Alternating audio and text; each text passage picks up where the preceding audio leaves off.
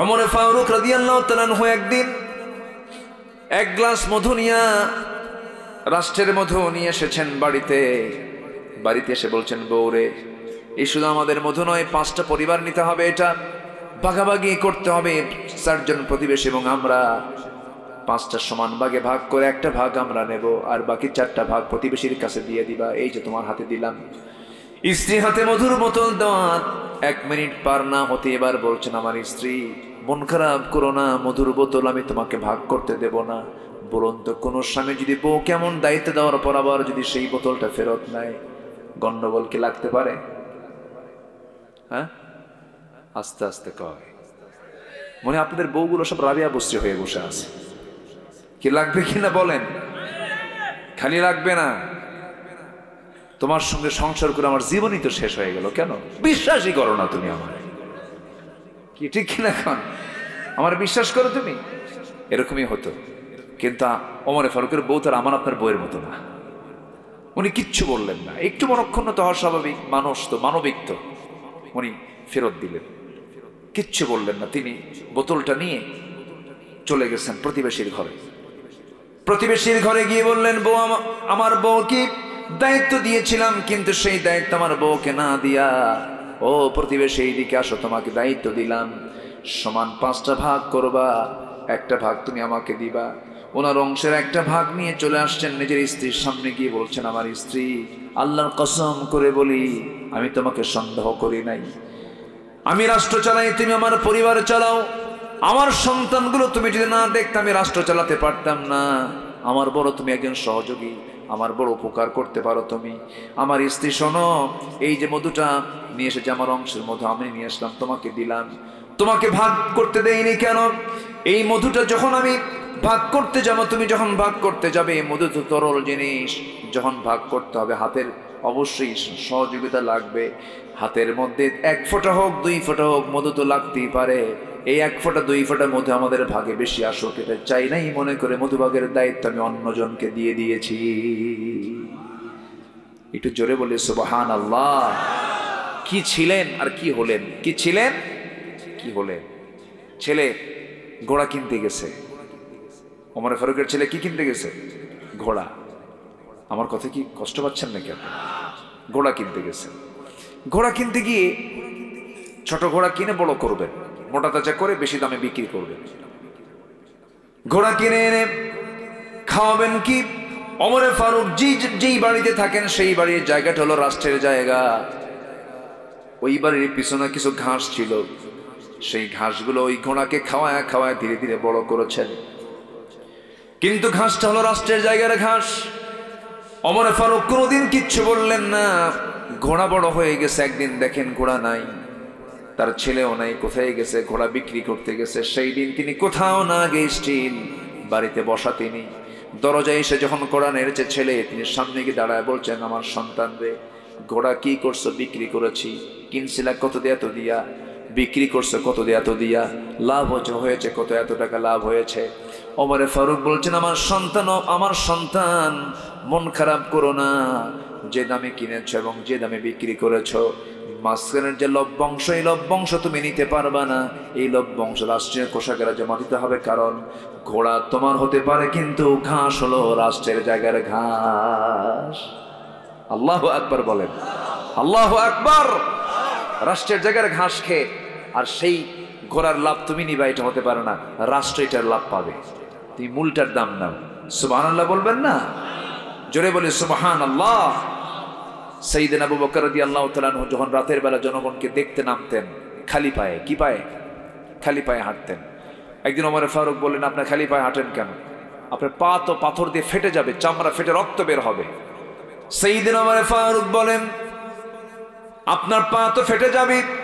সাইয়েদনা আবু বকর বলেন, আমার ভাই ওমর, তুমি আমার দিকে মায়া দেখাচ্ছ, মহব্বত দেখাচ্ছ, তোমাকে ধন্যবাদ জানাই, তবে একটা কথা জেনে রেখে দিও ওমর রে, আমি যদি খড়ম জুতা পায়ে দিয়ে যদি রাস্তায় হাঁটি রাতের বেলা, জুতার সঙ্গে পাথরের একটা ঘর্ষণ হবে, আওয়াজ হবে। এই আওয়াজে যদি আমার দেশের নাগরিকেরা যদি ঘুমের ব্যাঘাত হয়ে যায়, কিয়ামতের দিন আমি আবু বকর আসামের কান গড়ায় দাঁড়িয়ে তারা জবাব দিতে হবে। আল্লাহু আকবার বলবেন না? নাগরিকের ঘুমের যেন কষ্ট না হয়। একজন রাষ্ট্রপতি খালি পায়ে হাঁটতেছে। কি পায়ে? খালি পায়ে হাঁটে। আর আমার দেশের রাষ্ট্রপতি কোথাও আসলে আগের দিন পরের দিন রাস্তা বন্ধ। ওগুলো নেতৃত্ব আমার গুণী না। আসতে কন কেন? আসতে কন কেন? নেতা আসবেন, সামনে 50টা গাড়ি, পিছনে 50টা গাড়ি, দরকার নাই এগুলো আমাদের। আল্লাহু আকবার বলেন। মিশে যেতে হবে। আধুনিক দুনিয়াতেও কিছু রাষ্ট্রপ্রধান ছিল, আমি নিজের চোখে দেখেছি। মালয়েশিয়ার প্রধানমন্ত্রী মাহাথির মোহাম্মদ, আমার কেএলএ সফর ছিল কুয়ালালামপুরে। আমি একটা শপিং এ ভিতরে ঢুকলাম, দেখি যে ঢুকেই দেখি মাহাথির মোহাম্মদ বুড়া মানুষ শপিং করতেছে একা একা। আগেও কেউ নাই, পরেও কেউ নাই, একা একা। 50টা গাড়ি সামনে পিছনে 50টা। এত ভয় কেন? মালাকুল মউত কি তোমার সামনে আসবে না? এত ভয় কেন? কি রাগ করতেছেন নাকি আপনারা? শাসক আর জনগণ মিশে যেতে হবে। কি হতে হবে? মিশে যেতে হবে। সাইয়েদনা আবু বকর যেদিন খেলাফতের দায়িত্ব পেলেন, তার ঘরের সঙ্গে একটা ঘর ছিল, প্রতিবেশী তো, ওয়াতিদাল কুরবা হাক্কাহু। তো প্রতিবেশীকে উনি পেয়েছেন। যে প্রতিবেশী, সেই প্রতিবেশীর মূল মুরব্বী বেঁচে নাই, বুড়া মানুষ, এবং তার কোনো ছেলে মেয়েও ছিল না। শুধু একটা বুড়ি মহিলা ছিলেন ওই বাড়ির, একজন বুড়ি মহিলা, ও ছাড়া কেউ নাই ওই বাড়িতে। সাইয়েদনা আবু বকর রাদিয়াল্লাহু তাআলা খেলাফতের দায়িত্ব পাওয়ার পরেও তিনি প্রত্যেক রাত্রে ওনার বাড়িতে গিয়ে ওই মহিলার খেদমত করে আসতেন। সাইয়েদনা ওমর ফারুক একদিন গেলেন ওই মহিলার খেদমত করার জন্য। ভিতর থেকে মহিলা জবাব দিচ্ছে, খেদমত করার কোনো প্রয়োজন নাই, কারণ একজন খাদেম আমার খেদমত করে গেছে। তিনি মনে মনে চিন্তা করলেন, এই মদিনার ভিতরে কোন যুবক তেমন কাজ করে দেখি তো। 2-3 রাত ধরে ওই মানুষকে ধরার জন্য চেষ্টা করছেন, পারলেন না। শেষ রাত্রিতে দেখেন কে যেন ঘরের মধ্যে ঢুকলো, বুড়ির লুকায়া চুরায়া খালি পায়ে ঢুকে গেছে। তিনি দরজায় আড়াল হয়ে দাঁড়িয়ে আছেন। যখন বের হয়েছে, চট করে পিছন দিক থেকে তার ডান হাতটা চেপে ধরে দেখে কেউ না, প্রথম খলিফা আবু বকর সামনে দাঁড়ায় আছে। ওমর ফারুককে দেখে বলছেন, ওমর তুমি এই জায়গায় কেন? তিনিও বলছেন, আপনি এই জায়গায় কেন? আপনি রাষ্ট্রপ্রধান, দিনে সারাদিন কাজ করেছেন, আবার রাতের বেলা জেগে জেগে এই সমস্ত কাজগুলো করছেন, আমাদের কি কিছু কাজ করতে দিবেন না? আবু বকর বলছেন, ভাই ওমর রে, হাসরের ময়দানে আমার আমলনামা তোমার কিন্তু পিঠে যাবে না। আমার প্রতিবেশীর কাজ আমাকে করতে হবে। আমার বন্ধুগণ, 2টা বছর টানা ওই মহিলার খেদমত করে খেলাফতের দায়িত্ব পালন করে তিনি দুনিয়া থেকে বিদায় নিয়েছেন। দ্বিতীয় খলিফাতে যেদিন দায়িত্ব পালন শুরু করেছেন, সেই দিন তার উপর ওই দায়িত্ব চেপে আসলো। ওই মহিলার ঘরের মধ্যে ঢুকলেন, ওই মহিলার খেদমত করলেন, কাপড় চোপড় সব কমপ্লিট করে দিলেন। এরপরে রান্না বান্না সব কিছু আয়োজন, খাবার দাবার সব আয়োজন সম্পন্ন করে পরিষ্কার করে ঘর থেকে বের হয়েছেন। বুড়ি মহিলা খাবার জন্য যখন বসেছেন, আরবের প্রধান খাদ্য হলো খেজুর। খেজুর যখন মুখের মধ্যে নিয়েছেন, কামড় মেরেছেন, বিচি, খেজুরের মধ্যে বিচি। এই বিচিটা দেখা মাত্রই ওই মহিলা হাওমাও করে কেঁদে কেঁদে বলতেছে, বুঝতে পেরেছি আমার আসল খাদেম আবু বকর আর দুনিয়াতে নাই। কারণ আমার আবু বকর যখন আমার খেদমত করতে আসতো, সে শুধু খেজুরগুলো ধুতুই না, বিচিগুলো খুলে খুলে আমার সামনে সব হাজির করে দিত, যেন খেতে কষ্ট না হয়। জোরে বলি আল্লাহু আকবার, আরো জোরে আল্লাহু আকবার। আমার বন্ধুগণ, এটাই হলো একটি কল্যাণ রাষ্ট্রের রাষ্ট্রপ্রধানদের চরিত্র। সমাজের রাষ্ট্রপতি যদি ভালো হন, সমাজের জনগণ ভালো হয়ে যায়। ওমর ফারুকের মতো মানুষ গোটা রাত ঘুম পাড়তে পারেন নাই। কোন এক রাতের কথা আমার মনে পড়ে গেল, বলবো। কোন এক রাতের কথা আমার মনে পড়ে গেল। সাইয়েদনা ওমর ফারুক ঘর থেকে বের হওয়ার সময় বলছেন, বউ আমার তো ঘুম আসে না। আমাকে জনগণ এমন একটা দায়িত্ব দিয়েছে, এই দায়িত্ব আমার ঘুমটাকে হারাম করে দিয়েছে, আমি ঘুমাতে পারি না। আমি জনগণকে দেখতে বেরোলাম। এশার নামাজ পড়লেন তিনি, বাড়িতে যৎকিঞ্চিৎ খাবার খেয়ে বের হয়ে গেছেন, জনগণকে দেখার জন্য বের হয়েছেন। হঠাৎ করে একটা ঘর থেকে কান্নার আওয়াজ আসে। বাড়ির সামনে দাঁড়ায় দেখেন সেই কান্নার আওয়াজটা হলো ছোট ছোট বাচ্চাগুলোর। বাইরে থেকে শক্ত গলায় বলছেন, ওমর ফারুক, এই বাড়িতে কি বাচ্চাদের মা নাই নাকি? কেমন মা সন্তানদের কান্না থামাতে পারে না? ভিতর থেকে আওয়াজ আসে, কান্না কেমনে থামাবো? খাদ্য তো নাই আমার ঘরে। ওমর ফারুক চলে গেলেন, এক বস্তা আটা এন্ট্রি করে নিজের মাথায় বহন করে মহিলার সামনে হাজির করে বলছে, মহিলারে, আমি ওমর আবার যখন 8টার বস্তা ফুরে যাবে আমাকে খবর দিবে, আমি ওমর নিজের পিঠে বহন করে পৌঁছায় দিয়ে যাব। বিধবার ঘরে তিনি আশ্রয় দিলেন। এরপর চলেন আরেক ঘরে, আরেক বাড়ির সামনে দাঁড়ায় দেখেন চিৎকার করে কান্নার আওয়াজ, একজন মহিলা কাঁদতেছে। প্রশ্ন করলেন কান্নাকাটি করে কে? ভিতর থেকে জবাব আসলো, ভিতরে এক মহিলা আছে, ডেলিভারি রোগী, কিন্তু বাচ্চা ডেলিভারি হয় না, ধাত্রী নাই, নার্স নাই। ওমরে ফারুক করবেন কি? তিনি তো কিছুই করতে পারবেন না। অনেক গভীর রাত, বাড়িতে চলে গেলেন, বউটাকে বললেন, বউ আমার বোরকা পড়ো, তোমাকে আমার সঙ্গে যেতে হবে। নিয়ে গেলেন। ওই বাড়ির সামনে স্ত্রী দুটো হাত জড়িয়ে ধরে বলছে, আমার স্ত্রী, আমরা কিন্তু জনগণের শাসক নই, আমরা হলাম জনগণের খাদেম। এই যে ঘরের মধ্যে একজন মহিলা নার্সের অভাবে যদি আজকে তার ইন্তেকাল হয়ে যায় অথবা সন্তান মারা যায়, কিয়ামতের দিন আমি ওমর, আমাকে খুনির কাতারে দাঁড় হতে হবে, তাড়াতাড়ি ভিতরে ঢুকে পড়ো। মহিলাকে নার্সের দায়িত্ব পালন করা দিয়ে তিনি সেখান থেকে চলে গেলেন। আর একবার এর সামনে গিয়ে হাঁটতেছেন লাঠি নিয়া, গুনগুন গুনগুন গুনগুন করা কিছু আওয়াজ নবীর ওমরে ফারুকের কানে চলে এলো। মনে মনে চিন্তা করছেন এই আওয়াজটা কোন ঘর থেকে আসে, সেই ঘরের দিকে চলে গেলেন। কিন্তু আওয়াজটা কোনো পুরুষ গলায় নয়, মেয়েদের একটা মেয়ে কণ্ঠের গলায় গুনগুন গুনগুন করে বিরহের আওয়াজ যখন তার কানে ভাসতেছিল, সঙ্গে সঙ্গে ওমরে ফারুক খেপে গিয়ে রেগে গিয়ে বলছেন, ইসলামের জনপদে কে গুনগুন করে গান গায়? এত বড় সংস্কার! গান বন্ধ হয়ে গেছে। দরজায় নক করলেন, দরজা খোলে না। দরজার পিছন দিকে চলে গেছেন, টান মেরে দরজার পিছন দিকে চলে গিয়ে বেড়াটা ভাঙলেন। খেজুর পাতার বানানো বেড়ার ঘর, ঘরের মধ্যে ঢুকেই দেখেন একজন মহিলা সামনে প্রদীপ জ্বালানো, মাথায় কাপড় দিয়ে পর্দার নিয়ম রক্ষা করে সামনে দাঁড়ায় আছে। ওমরে ফারুক বলছেন, মহিলা তুমি কি জানো না এটা ইসলামের জনপদ, এখানে গান গাও কেন? মহিলাও কম না, ওমরে ফারুককে চিনতে পারে নাই, কিন্তু ওমরে ফারুককে লক্ষ্য করে বলছে, তুমি যে আমাকে নসিহত দিতে আসছো, আমি দোষ করেছি, একটা গুনগুন গুনগুন করে বিরহের গান গাচ্ছি, এটা আমার জন্য দোষ, অপরাধ হতে পারে, কিন্তু আমার ঘরের মধ্যে তুমি যে ঢুকেছো, আমি কি তোমাকে পারমিশন দিয়েছি নাকি না? সালাম দিয়েছো নাকি না? বেড়া ভাঙছো কেন? এই যে ভুলগুলো করেছো, আমার কাছে মনে হচ্ছে তুমি আমার কাছে এসে এ পর্যন্ত চারটা বড় বড় দোষ করেছো, আমি তোমাকে ছাড়বো না। ওমরে ফারুক বলছেন, আমি কি দোষ করলাম বলো? নাম্বার 1, সালাম দেন নাই। নাম্বার 2, আপনি অনুমতি নেন নাই। নাম্বার 3, আপনি বেড়া ভেঙেছেন, ঘরের সমস্ত সম্পত্তিগুলো আপনি আমার সামানটা ভেঙেছেন। নাম্বার 4 হলো আপনি একজন পরনারী, আপনি একজন পরপুরুষ, আমার সামনে দাঁড়িয়ে দাঁড়িয়ে কথা বলছেন, যদিও আমি পোশাক সংযত রেখেছি, কিন্তু পর্দার তো খেলাফ হয়ে যাচ্ছে। এই কয়েকটা ভুলের জন্য আমি আপনাকে ছাড়বো না, কি করবা বলো? মহিলা বলছে, কালকে সকাল হওয়ার সঙ্গে সঙ্গে, সূর্যোদয় হওয়ার সঙ্গে সঙ্গে আমি তোমার বিরুদ্ধে ওমরে ফারুকের আদালতে গিয়ে আমি তোমার বিরুদ্ধে মানহানির মামলা দেব। কার সামনে কয়? আস্তে কয়, কার সামনে বলতেছে? সাইয়েদনা ওমরে ফারুক বলছেন, তুমি কার কথা বললে? ওমরের কথা। ওমর লোকটা কেমন? মহিলা বলতেছে, আমার জানা মতে এই দুনিয়াতে একজন সৎ শাসক আছেন, অত্যন্ত ভালো মানুষ, তার নাম হচ্ছে ওমর।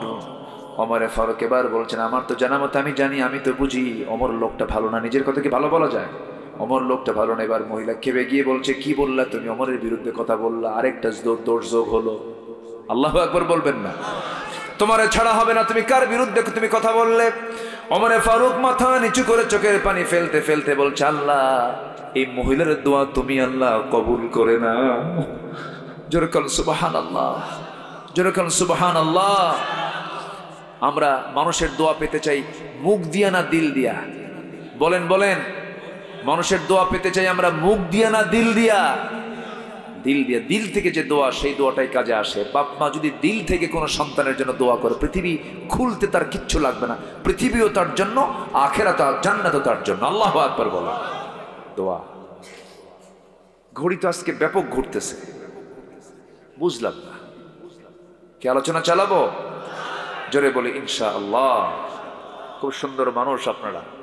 সাইয়েদনা ওমর ফারুক রাদিয়াল্লাহু তাআলা আনহু এবার মহিলাকে বলছেন, তুমি কি সত্যি মামলা দিবা? অবশ্যই মামলা দেব না। মানে আপনি অনুমতি ছাড়া ঘরের মধ্যে ঢুকলেন কেন? আপনাকে ছাড়া হবে না। ওমর ফারুক বললেন, ঠিক আছে, আমার দোষগুলো আমি মেনে নিচ্ছি, কিন্তু তুমি গান গাও কেন? তোমার বিরহের গান কেন? এই গভীর রাত্রে আল্লাহর জিকির না করে, কোরআন না পড়ে তুমি কেন গান গাচ্ছ? মহিলা বলতেছে, আজ থেকে 4 মাস আগে আমার স্বামীর সঙ্গে আমার প্রথম বিয়ের পরে ঘর সংসার হয়। 4 থেকে 5 দিন আমার কাছে ছিলেন। এই জনপদের খলিফা ওমর ফারুকের লোকজন আমার স্বামীকে নিয়ে চলে গেল, সীমান্ত প্রহরায় নিয়োগ দিয়ে দিল। আজকে 4 মাস গত হতে চলে, আমার স্বামীর কোনো আনাগোনা নাই, কোনো সাক্ষাৎ নাই।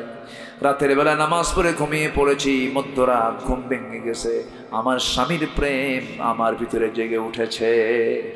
স্বামীকে ছাড়া আমি কিছুই কল্পনা করতে পারছি না, এই জন্য রাতের বেলা ঘুম ধরে না। আমার বৈধ স্বামীকে পাওয়ার জন্য আমি গুনগুন গুনগুন করে বিরহের গান গাচ্ছিলাম।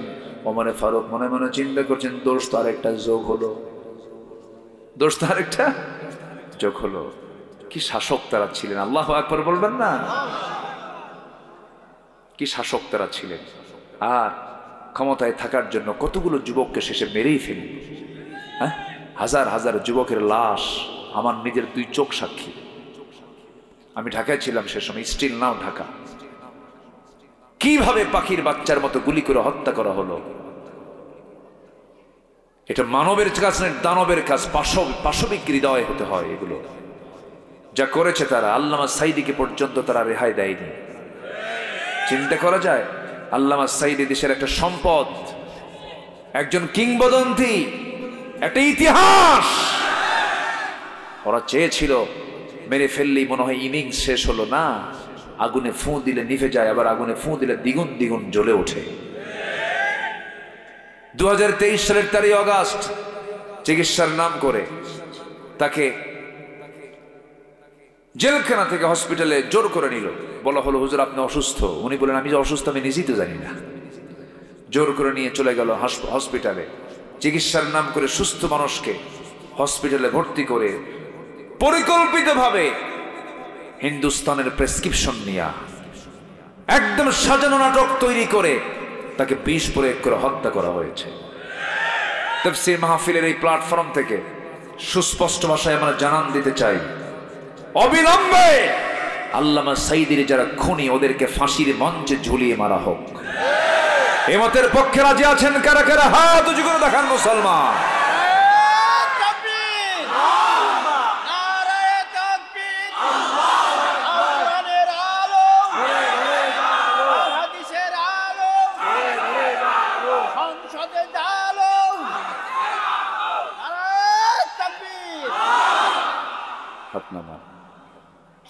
শেষ করে দিই। হ্যাঁ, চালাবো। আরো 4 জন ভাই কিন্তু উঠছেন। আরো কয়জন? 4 জন। আমি এই 4-3 7 জন আমি দেখলাম, আমার চোখে পড়েছে এরকম। বসেন, আমি খুব বেশি সময় নেব না। আমি স্যাঁচরা হুজুর না, স্যাঁচরা হুজুর বুঝলেন তো? আমি এরকম টাইম নেব না, আমি শেষ করে দেব। একটা পয়েন্ট ধরেছি তো, দিন কোনোটাই থাকবে না। দিন বিজয়ী হবে কার দিন? আসতে বলবেন না, কার দিন? কোনো বাবার নয়, কোনো স্বামীরও নয়, কোনো নেতার নয়। আমরা একমাত্র কার দিন চাই? আল্লাহর দিন আমরা চাই। আমরা আল্লাহর বান্দা, আমরা আল্লাহর দিন চাই। সোজা কথা, সোজা দৌড়, ঠিক কিনা? জান্নাতের রাস্তাকে আঁকা বাঁকা না, সোজা। ওয়া ইন্না হাদা সিরাতি মুস্তাকিমা ইহদিনাস সিরাতাল মুস্তাকিম। আমার রাসূল তার রাষ্ট্রে 12টা বিষয় তিনি প্রতিষ্ঠা করেছিলেন। 1 নাম্বার হলো তাওহীদকে তিনি প্রতিষ্ঠা করেছেন। কি বলেন তো? তাওহীদ। নবীজি রুকুতে যান, তাওহীদের প্রকাশ করছেন, আমি কারো ইবাদত করি না, কারকে ছাড়া। আমার নবীজি রুকুতে চলে গেছেন। অথবা সাইবা মুগিরা সবাই করলো কি জানেন? এতগুলো উটের পচা নারী ভুঁড়ি, উটের পচা নারী ভুঁড়ি কি কোনো ব্যক্তিত্ব সম্পন্ন লোক হাতে নিতে পারে? পচা লোকই তো নেয়। পচা নারী ভুঁড়ি সব তুলে এনে আমার নবীর কাঁধের উপরে ফেলে দিস। নবীজির সেজদায় রুকুতে তখন তিনি হামাগুড়ি দিয়ে সেজদায় চলে গেলেন, পারলেন না। সবাই হেও করে, ঠাট্টা করে, দেখ মুহাম্মদ রে, দেখ পচা নারী ভুঁড়ি দিয়ে আমরা চাপায়া দিয়েছি, দেখ ওর রব ওকে কিছুই কয় না, ওর সাহায্য করে না, এরকম করে হেও করছিল। আমার নবীর পাশে কেউ নাই। আমার নবীর কলিজার টুকরা মেয়ে ফাতিমা এসে সেই পচা আবর্জনাগুলো, পচা সেই পেটের সেই নারী ভুঁড়িগুলো টান মারলেন, রাসূলকে তুলে নিলেন। আমার নবীজি বলছেন, ফাতিমা আমি আজকে একটা দোয়া করব, সেই দোয়ার মধ্যে কোনো রহমত থাকবে না, সেই দোয়া হবে বদদোয়া। আমার নবীজি সেই দিন কাট্টা কাট্টা 7 জন কাফেরের বিরুদ্ধে রাসূল দোয়া করেছেন। রাসূল সহজে বদদোয়া দেন। এর মধ্যে 1 নাম্বার হলো আমর ইবনে হিশাম, আবু জেহেল। 1 নাম্বার কে? আবু জেহেল, নাম্বার 2 হলো উতবা, নাম্বার 3 হলো শাইবা, নাম্বার 4 হলো ওয়ালিদ, নাম্বার 5 হলো উমাইয়া ইবনে খালফ, নাম্বার 6 হলো উকবা, নাম্বার 7 হলো মারা। এই 7 জন ব্যক্তির বিরুদ্ধে রাসূল হাত তুলে বলছেন, আল্লাহ এই কয়েকটির উপরে তোমার লানত পড়ুক। বলতে দেরি হয়েছে, বেশি দিন যায় নাই, বদর যুদ্ধের দিন এই 7টা কাফের একসঙ্গে বদর কুয়ার মধ্যে মরছে। কি ঠিক কিনা? আলেমদের বদদুয়া নিও না, আলেমদের বদদুয়া নিয়েছে ওরা, ধ্বংস হয়েছে ওরা, ঠিক কিনা? আলেমদের চোখের পানি বড় বিষাক্ত। আল্লাহু আকবার। যা হয়েছে, আমরা যা হারিয়েছি এটা আমরা আর ফিরে পাবো না। আল্লাহ তুমি এই রক্তগুলোকে তুমি আল্লাহ দ্বীনের জন্য কবুল করে নাও। জোরে বলি আমিন, আরো জোরে আমিন। ভাইরে, জীবন দেওয়া এত সহজ না, জীবন দেওয়া কঠিন, ফতুয়া দেওয়া সহজ। আমার দেশে ফতুয়া দেওয়ার মতো কিছু মুফতি আছে না নাই বলেন তো? খালি হারাম কয়, এটা হারাম, ওটা হারাম, এটা হারাম, এটা নাজায়েজ, এটা হারাম। আমার মনে হয় ওদের একটা কিতাবের নামই আছে কিতাবুল হারাম। কিতাবুল কি হারাম। আবু সাইদরা জীবন দেয়, হ্যাঁ, রংপুরের আবু সাইদের নাম শোনেন নাই? আবু সাইদরা জীবন দেয়, এগুলো নাম মনে রাখা দরকার তো। মুগ্ধরা জীবন দেয়, রাজপথে হাত টান করে বুক পেতে রাখে বন্দুকের সামনে, মারা যায়। কয় যে ওরা তো শহীদ হয় নাই, এমনি আন্দোলন করতে গিয়ে মারা গেছে, ওকে শহীদ বলা যাবে না। তুই কোন কচু, তুমি কোন কচু হয়েছ? দেশের 20 কোটি মানুষের জুলুম থেকে বাঁচানোর জন্য যারা চেষ্টা করছে, ওরা যদি ইমানি হালত না থাকে, শহীদের দাম আছে না নাই বলেন তো? শহীদের মর্যাদা আছে না নাই? ওয়াইম্মাতা আলা ফিরাশিহি, যদি কোনো ইমানদার যদি বাড়িতে বিশ্রাম মারা যায়, শাহাদাতের তামান্না থাকলে সে শহীদ। শুক্রবারে মারা গেলে শহীদ, আগুনে পড়ে মারা গেলে শহীদ, বিদ্যুৎ স্পৃষ্ট হয়ে মারা গেলে শহীদ, পানিতে ডুবে মারা গেলে শহীদ, পেটের পীড়ায় মারা গেলে শহীদ। এগুলো হাদিসগুলো আরো পড়ে না? বেকুব, এগুলো বেকুব। জীবন দেওয়া তো সহজ নয়। যত রক্ত লাগে দেব, প্রয়োজনে লোক পাঠাবো, আমি যাব না। কি এই কিসিমের লোক কম না বেশি বলেন তো? কম না বেশি? বন্দুকের নলের সামনে দাঁড়ায় থাকে এত সস্তা নয়, বড় কঠিন কাজ এটা। আল্লাহ তুমি তাদের এই ত্যাগকে, স্যাক্রিফাইসকে তুমি আল্লাহ দ্বীনের জন্য কবুল করে নাও। জোরে বলি আল্লাহুম্মা আমিন। ওরা যদি পালাতো, যদি না জীবন দিত, ওরা যদি পালাতো, আজকে কই যেতে না তো? আজকে মাহফিল হতো এটা? বলেন হতো? হতো তাহলে? হ্যাঁ হ্যাঁ, এই তো জুতার তলা ক্ষয় হয়ে শেষ, জুতার তলাও ক্ষয় হয়ে শেষ হয়ে যেত। এই হচ্ছে অবস্থা। আল্লাহ তুমি একটা অনুকূল পরিবেশ দিয়েছ, সামনে আমরা কোরআনের দৃশ্য দেখতে চাই। জোরে বলি ইনশাআল্লাহ। 1 নম্বর তাওহীদকে রাসূল প্রতিষ্ঠা করেছেন, আল্লাহু আকবার বলেন। নাম্বার 2 হিংসা দূর করেছেন। কি দূর করেছেন? হিংসা। সমাজে হিংসা আছে না নাই? আমার দেশে কি মানে মানবতার আবাদ না হিংসার আবাদ? খালি হিংসা। জমি কেনা একজন, ঘুম হয় না আরেকজনের। জমি কেনা মতো করলো কি হয়েছে কইছে একজন, কি ঠিক কিনা কোন?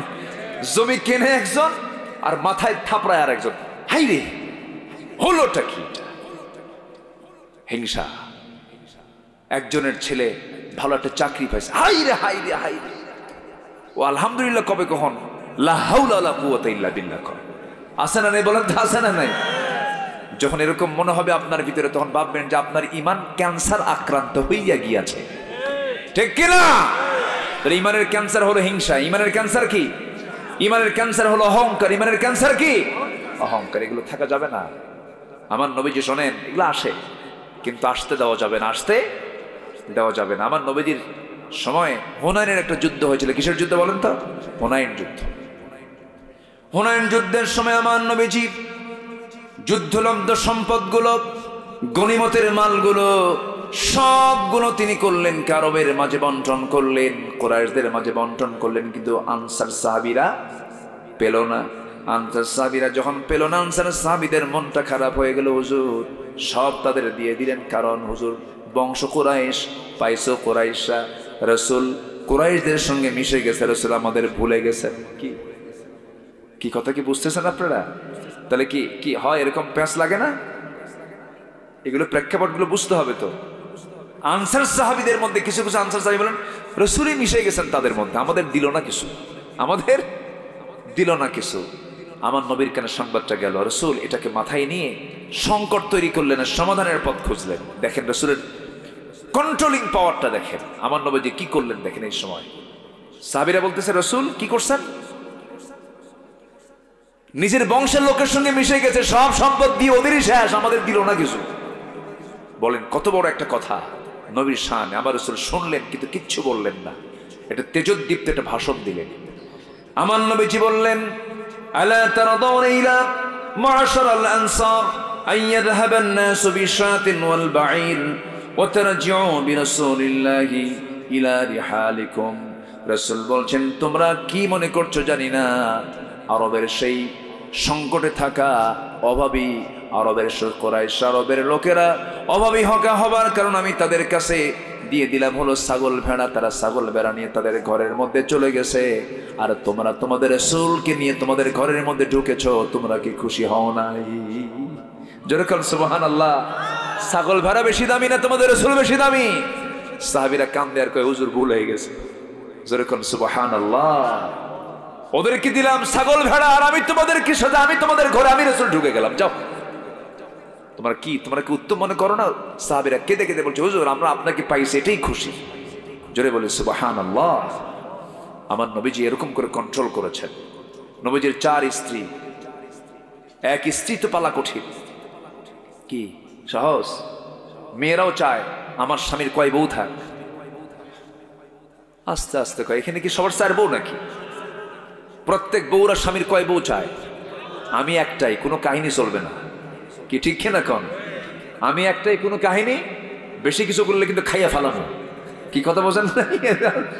প্রত্যেক মেয়েদের এটাই চাওয়া। আল্লাহ পাক মেয়েদেরকে এরকম দিল দিয়ে বানায় দিচ্ছেন, সব মহিলাই তাই, এটাই চায় তারা। উত্তমতাই উত্তম, এটাই একটাই যথেষ্ট। আল্লাহ উত্তমের পক্ষে। ফাওয়াহিদাতান, হ্যাঁ বিধবার সংখ্যা বেড়ে গেছে, ডিভোর্সের সংখ্যা বেড়ে গেছে, অবহেলিতের নারীর সংখ্যা বেড়ে গেছে, এটা ভিন্ন কথা। রাসূল বিয়ে করেছেন কোন অল্প বয়স্ক কোনো মহিলাকে নয়, যৌন চরিতার্থ উদ্দেশ্য নয়, বিধবাকে, অসহায়কে, যুদ্ধে হেরে গেছে, যুদ্ধে নিখোঁজ হয়ে গেছে, এই সমস্ত মেয়েকে রাসূল স্ত্রীত্বের মর্যাদা দিয়ে তাদেরকে সম্মান দিয়ে উন্নত করে দিয়েছেন। বিয়ের ক্ষেত্র বুঝতে হবে, খালি বলা যাবে না যে বিয়ে করা সুন্নত, বিয়ে কর, তুমি যাকে তাকে বিয়ে করবা? সারা দুনিয়ায় মহিলা না খুঁজে পাই আরেকজনের বউ নিয়ে এসে বিয়ে করে, এ আছে না নাই বলেন তো? এগুলো আকাম কুকাম।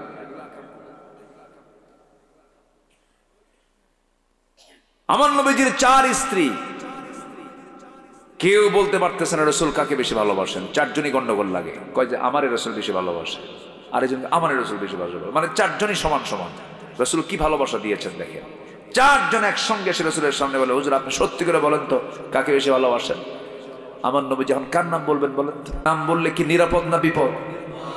বললেন তোরা যা, কালকে তোমরা যাও, কালকে বলবো আমি। পাঠায় দিছে। সন্ধ্যা হতে না হতেই অন্ধকার ঘনিয়ে এসেছে। রাসূল 8টা খেজুর হাতের মধ্যে নিয়ে 2টা করে প্যাকেট করলেন। আম্মা জান আয়েশার ঘরে গিয়ে দরজায় নক করে বলছেন আয়েশা আই লাভ ইউ। কি কথা বোঝা গেল? কি বউকে বলা যায় আছে না নাই? অন্যের বউ না নিজের বউ? হ্যাঁ, এটা যেন মনে থাকে আবার। এখন তো পরকের পরিমাণ বাড়ছে, এই জন্য সতর্ক করে দিলাম। মোবাইল তো আছেই, এটা হলো সবচাইতে বড় পোস্টম্যান। ওই যে আগে কি ছিল, পিয়ন ছিল না? পিয়ন ছিল না, এখন আর পিয়ন লাগে, মোবাইল হয়ে গেছে বড় পিয়ন। মারাত্মক সিরিয়াস জিনিস এটা। মুহূর্তের মধ্যে আপনার ঈমান শেষ হয়ে যাবে, নিঃশেষ হয়ে যাবে। এটাকে খুব সাবধানে ব্যবহার করতে হবে। যার ঈমান দুর্বল তার মোবাইল ব্যবহার করাই জায়েজ নাই। কি কথা বোঝা গেল? কি যে মোবাইল চালাতে পারবে সে ব্যবহার করতে পারবে, কিন্তু উল্টা মোবাইল যদি ওরে চালায় ওর ব্যবহার করা জায়েজ নাই। যুবকরা নোংরামি করা যাবে না। আমার নবীজি আম্মা জান আয়েশার ঘরে ঢুকিয়ে বলেন আহিব্বুক, আমি তোমাকে দারুণ ভালোবাসি। আমার আয়েশা রাগ করো না, আমি তোমাকে খুব পছন্দ করি, মোহাব্বত করি, এই যে 2টা খেজুর দিয়ে গেলাম, এই 2টা খেজুর যে আমি তোমাকে দিয়ে গেলাম, তোমাকে ভালোবাসি, এই 2টা খেজুরের কথা যেন কেউ না জানে, আমি তোমাকে বেশি ভালোবাসি। কিন্তু ঠিক একই সেম কথা 4 স্ত্রীর ঘরে গিয়ে সব এক কথাই বলে দিলেন। পরের দিন সকালবেলা সব স্ত্রীগুলো বুক ভরা আশা নিয়ে এসে বলতেছে, হুজুর আজকে আপনাদের আমাদেরকে জানাতে চেয়েছেন কাকে বেশি ভালোবাসেন। রাসূল মুস্কি হাসি মেরে বললেন, গত রাত্রিতে আমি যাকে এই 2টা খেজুর দিয়ে আসছি আমি তাকেই সবচেয়ে বেশি ভালোবাসি। যা সুবহানাল্লাহ, কি কন্ট্রোলিং পাওয়ার তার ছিল, ম্যানেজমেন্ট কি ছিল। যখন তিনি বাচ্চাদের কাছে যেতেন, বাচ্চারা খেলাধুলা বাদ দিয়ে রাসূলের কাছে এসে বসতো, ঘাড়ে বসতো, বুকে বসতো, পিঠে দাঁড়াতো। আল্লাহু আকবার বলে। শিশুদের প্রেমিক মানুষ ছিলেন মুহাম্মদ সাল্লাল্লাহু, শিশুপ্রেমী মানুষ ছিলেন। আবার নাতিপুতি নিয়ে গল্প করতেন, মজা করতেন, সন্তানদের মাঝে বাপ হয়ে যেতেন। মেয়ে ফাতিমাকে খুব আদর করতেন। বিয়ে দিয়ে 3 দিনও পার হয় নাই, বিয়ে দেওয়ার পরও 3 দিন পার হতে দিতেন না, মেয়ের বাড়িতে গিয়ে বসে থাকতেন। সুবহানাল্লাহ। বিয়ে দেওয়ার পরেও তিনি চলে যেতেন জামাই বাড়িতে, ঘন ঘন যেতেন। আমার মেয়ে ফাতিমাকে না দেখলে আমার ভালো লাগে না, যেতেন চলে। বিয়ে যেদিন দিলেন, আমার রাসূলের জামাই তো একটা ধনী ছিল আর একটা গরিব ছিল। একটা ধনী কে বলেন তো, বলেন কে? বিশাল ধনী, সম্পদ কমই না। একদিন এসে বলতেছে, হুজুর আমার আর ভাল লাগে না এত সম্পদ, দোয়া করেন আমি যেন গরিব হয়ে যাই। আচ্ছা, এরকম ধনী কি দুনিয়াতে খুঁজে পাওয়া যাবে? কোন ধনী কি এসে দোয়া চায় এরকম যে হুজুর একটু দোয়া করেন আমি যেন ফকির হই, এরকম দোয়া চায়? কিন্তু তিনি এমন ধনী, এসে বলতেছে, হুজুর আপনি আমার জন্য দোয়া করেন আমি যেন কি ফকির হয়ে যায়। রাসূল বললেন, তুমি কি করো কও তো, একটা তোমার লাইফ স্টাইল জিজ্ঞাসা করে কি? আচ্ছা, তুমি যখন উটের পিঠে বসে থাকো, উটের পিঠে যখন খাও তুমি কেমন করে খাও? দেখুন ইয়া রাসূলুল্লাহ, উট তো যখন চলে, আমি যদি সেই সময় যদি কোনো দানা মুখে নেই, কোনো খাবার মুখে নেই, একটা দানাও যদি আমার হাত থেকে পড়ে যায়, আমি উটটাকে বসাই। উট কি ছোট না বড়? একটা হাঁটা মানে কি জানেন? একটা পা ফেলা মানে আমাদের 7-8 দৌড় মারতে হবে। ওই উটটাকে বসায় ওই দানাটা তুলে ধুয়ে এরপর আমি আমার মুখে আবার খাবার হিসেবে তুলে নিই। একটা দানাও নষ্ট করি না। রাসূল বললেন, তোমার দোয়া আমি 1000 বার কইরেও কাম হবে না, তোমার সম্পদ আরো বাড়বেই। জোরে বলে সুবহানাল্লাহ। একজন দোয়া করেও সম্পদ কমে না।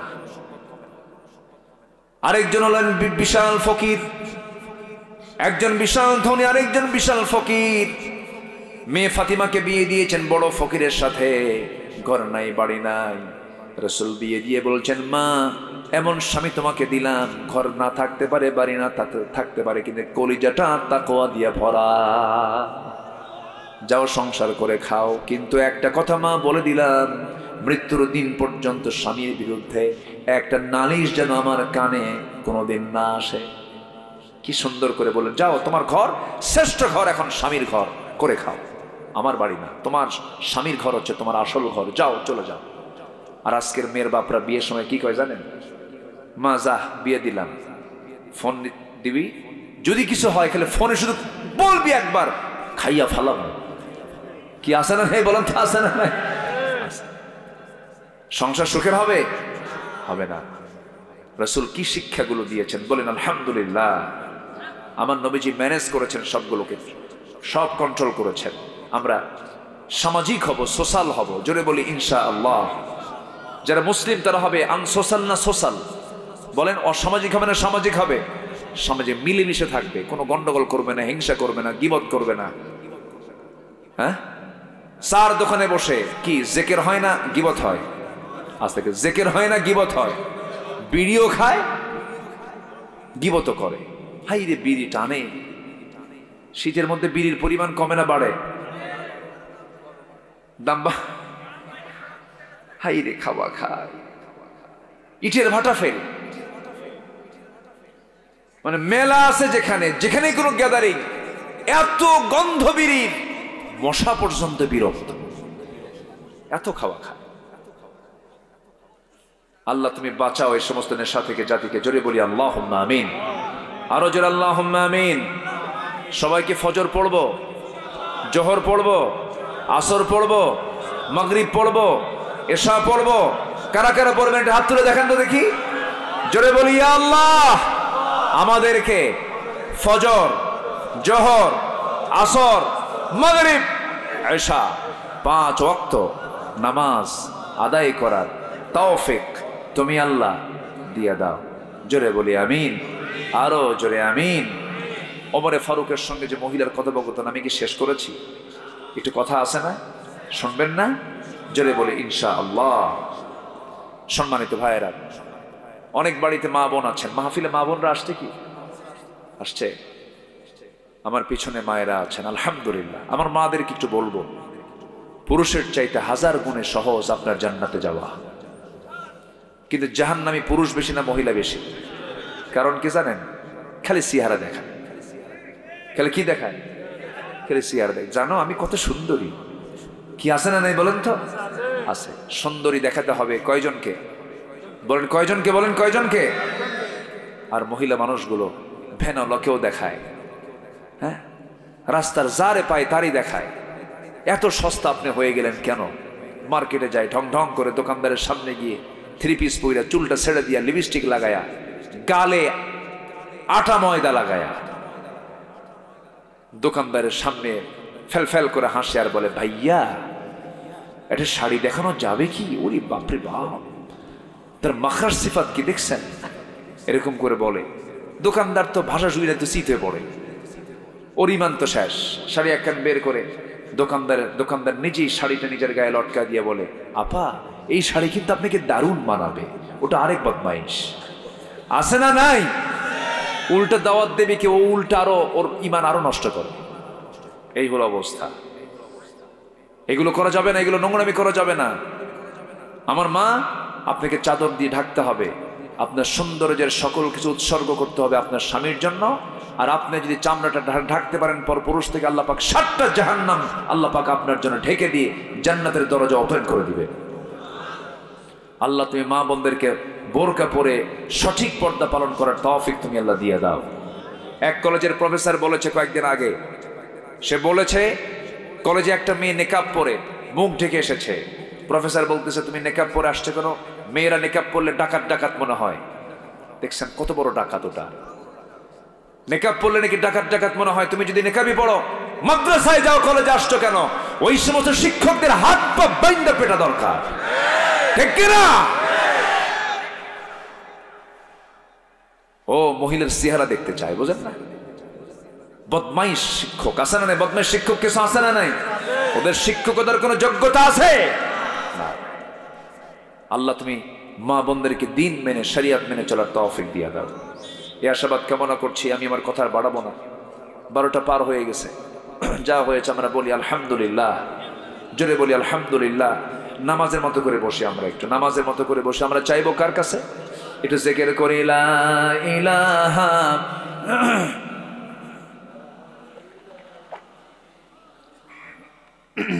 লা ইলাহা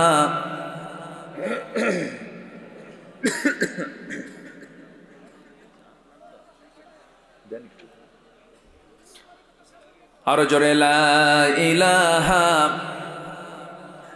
সুবহানাল্লাহ আলহামদুলিল্লাহ লা ইলাহা ইল্লাল্লাহ মুহাম্মাদুর রাসূলুল্লাহ লা ইলাহা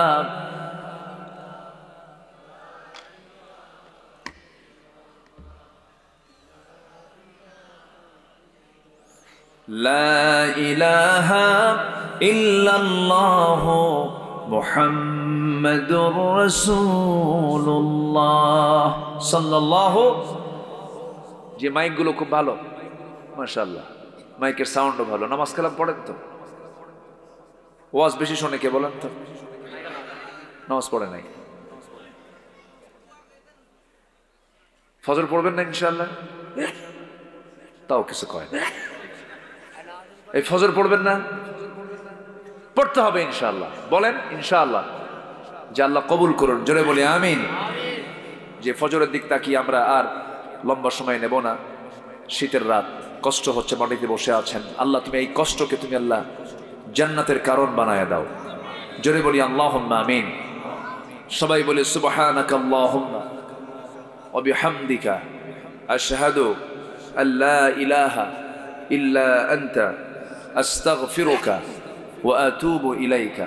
চিৎকার মেরে বলি ইয়া আল্লাহ, আমার জীবনের সাগীরা কবিরা, ছোট বড় সব গুনাহ তুমি আল্লাহ মাফ করে দাও। জোরে বলুন ইয়া রাব্বাল আলামিন।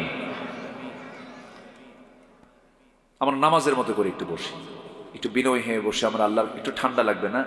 থাক না হয় যদি কষ্ট হয়, যে আমরা একটু বিনয়ী হয়ে আমরা আল্লাহর কাছে চাবো আল্লাহ যেন আমাদের গুনাহগুলোকে মাফ করে দেন। সবার কাছে দোয়া চাই, সবাইকে দোয়া করবেন। আমি আপনার জন্য দোয়া করি আল্লাহ যেন আমাদের এই সম্পর্ক হাসর পর্যন্ত গড়ায় দেন।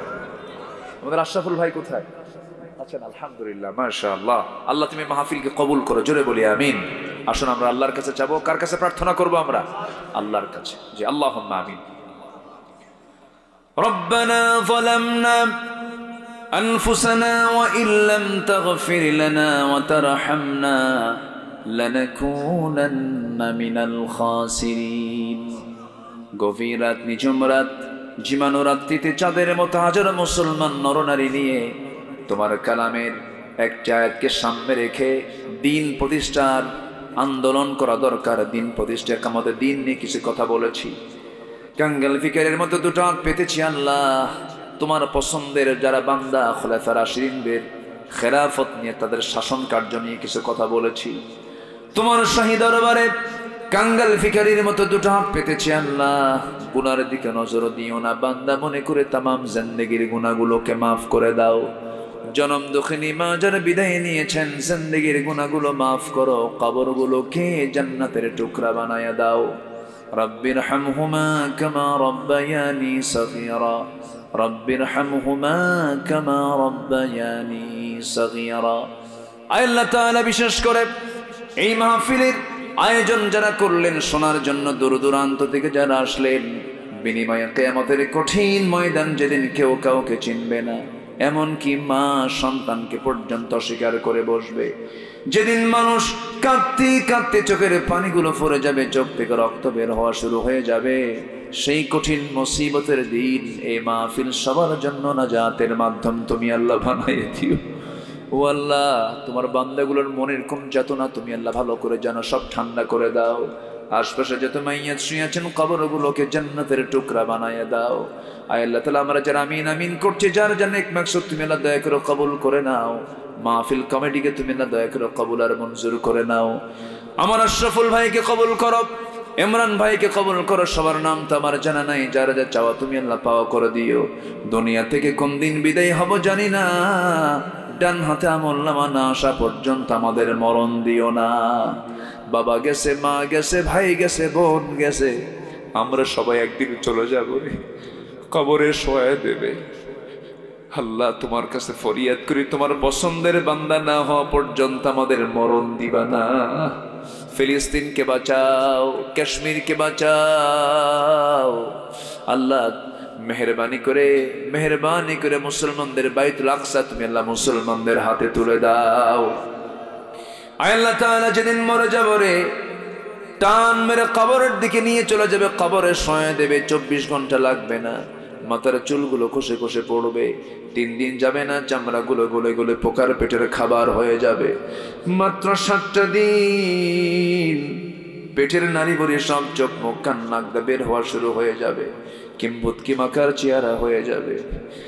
আমাকে টেনে হেঁচড়ে কবরে শোয়া দিয়ে আসবো, ওই যে বিদায় দিয়ে দেবে রে, আর কোনোদিন খোঁজ নিতে যাবে না।